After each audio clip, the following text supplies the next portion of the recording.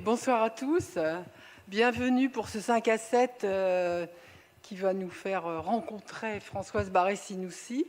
Donc je suis Pascale Cossard, l'une des deux secrétaires perpétuelles de l'Académie, et il est de coutume que je vous présente l'Académie, pour ceux qui ne la connaissent pas, extrêmement rapidement. Donc je voudrais simplement vous dire que l'Académie des sciences est l'une des 5 académies qui est dans le palais de l'Institut de France. Et comme vous le voyez ici, la plus ancienne des académies, c'est l'Académie française, dont le secrétaire perpétuel est Hélène Carrère d'Ancos. Et puis nous avons l'Académie des inscriptions et belles-lettres, l'Académie des sciences, qui a fêté ses 350 ans l'année dernière, l'Académie des beaux-arts, l'Académie des sciences morales et politiques. Comme vous le voyez, il y a 2 secrétaires perpétuels dans notre académie, dans les autres, il n'y en a qu'un. Donc, le bureau de l'Académie des sciences, en dehors des 2 secrétaires perpétuels, a un président et un vice-président. Donc, le président, c'est Sébastien Candel, qui est ici dans la salle, et Pierre Corvol, vice-président, qui est aussi dans la salle. Nous avons 3 délégués, Catherine Césarski aux relations internationales, Éric Westhoff à l'éducation et à la formation, et Alain Jacques-Valeron à l'information et à la communication. Au moins 2 d'entre eux sont dans la salle, je crois. Donc, qu'est-ce que c'est l'Académie des sciences? C'est une assemblée pluridisciplinaire. Nous sommes à l'heure actuelle 255 académiciens, dont 28 femmes. Nous avons 127 associés étrangers, 82 correspondants. Donc, l'Académie a 2 divisions qui comprennent chacune 4 sections, et il y a une intersection. Nous avons un certain nombre de groupes de travail et de comités thématiques qui réfléchissent et qui font des propositions au gouvernement essentiellement. Donc, pour revenir sur les divisions, la division 1 comprend mathématiques, physique, sciences mathématiques, informatique, sciences de l'univers. La division 2, chimie, biologie moléculaire et cellulaire et génomique, biologie intégrative, biologie humaine et sciences médicales. Et donc, nous avons une intersection pour les applications des sciences. Je vous disais que l'Académie est une institution qui est donc publique, indépendante et pérenne. Elle est placée sous la protection du président de la République. Nous sommes libres de nos réflexions, de nos avis et de nos rapports. Cette Académie a été réformée en 2002 pour faire face à l'évolution des sciences et des techniques et pour rajeunir ses membres.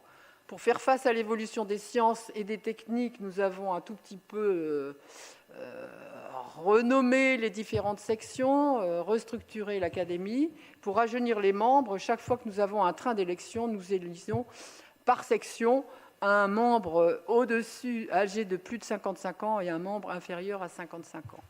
Nous avons 5 missions fondamentales qui sont les 5 missions suivantes. Nous encourageons la vie scientifique en reconnaissant les meilleurs chercheurs, en leur attribuant des prix et des médailles. Nous organisons des colloques scientifiques et nous publions des comptes rendus de l'Académie des sciences. Pour transmettre les connaissances, ce n'est pas très différent, mais nous organisons des séances ouvertes au public, comme aujourd'hui.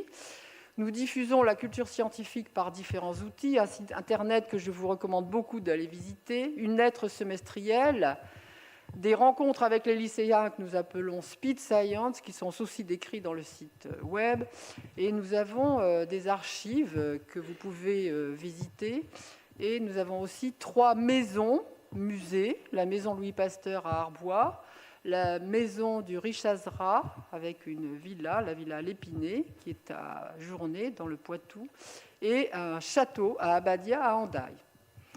Pour promouvoir l'enseignement des sciences, nous conseillons les décideurs, nous éclairons les politiques sur les réformes de l'enseignement des sciences, du primaire à l'université. Et nous contribuons à aussi discuter la formation initiale et continue des enseignants. Nous avons une place à l'international à travers des actions de coopération bi- ou multilatérales. Nous sommes membres de différents réseaux internationaux d'académies et nous représentons la France au sein d'institutions scientifiques internationales. Et enfin, je l'ai déjà dit, mais nous avons un rôle d'expertise et de conseil, soit à la demande des pouvoirs publics, soit après autosaisine. Donc nous avons différentes formes de rapports, soit ce sont des gros rapports d'analyse, soit des petits avis et recommandations, soit vraiment des rapports d'expertise. Nous faisons régulièrement des conférences de presse. Donc je voudrais venir donc sur ces 5 à 7. Nous avons 2 types de 5 à 7 à l'Académie des sciences depuis un peu plus d'1 an. Et le premier des deux, c'est le cycle Histoire et philosophie des sciences. Et là, nous proposons un éclairage soit sur des grands savants, membres de l'Académie, ou des grandes découvertes scientifiques avec un angle sociétal et éthique. Et par exemple, nous aurons le 5 décembre une séance qui sera sous la présidence de Catherine Méchaniac et qui est intitulée Scott de Martinville, qui est donc le premier scientifique qui avait enregistré la voix humaine. L'autre type de 5 à 7, c'est un 5 à 7 qui est rencontre avec un académicien. S'il vous plaît, un peu de silence là-bas au fond.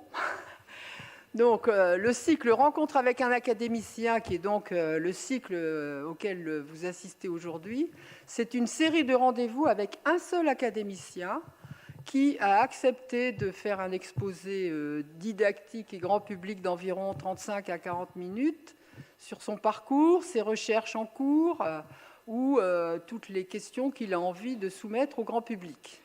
Donc nous avons aujourd'hui vraiment la chance d'avoir Françoise Barré-Sinoussi, prix Nobel de physiologie ou médecine, et qui va donc nous parler de sa découverte du virus du sida et de tout ce qui s'en est suivi, je pense.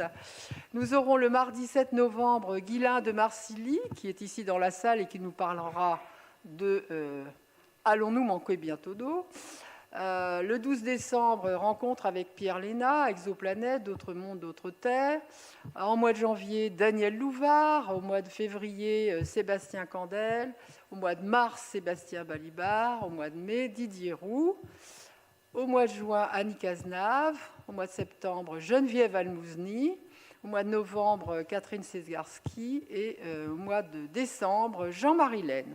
Je m'arrête là, puisque le planning pour 2019 n'est pas encore fait. Donc, c'est vraiment un grand plaisir de vous faire rencontrer Françoise Barré-Sinoussi. Françoise, merci beaucoup. Je sais que tu es très, très occupée. Merci d'avoir accepté de nous parler d'un grand problème de santé publique. Donc, comme c'est l'habitude, elle va nous parler pendant 40 minutes et ensuite nous prendrons des questions jusqu'à 19h précises. Merci Françoise.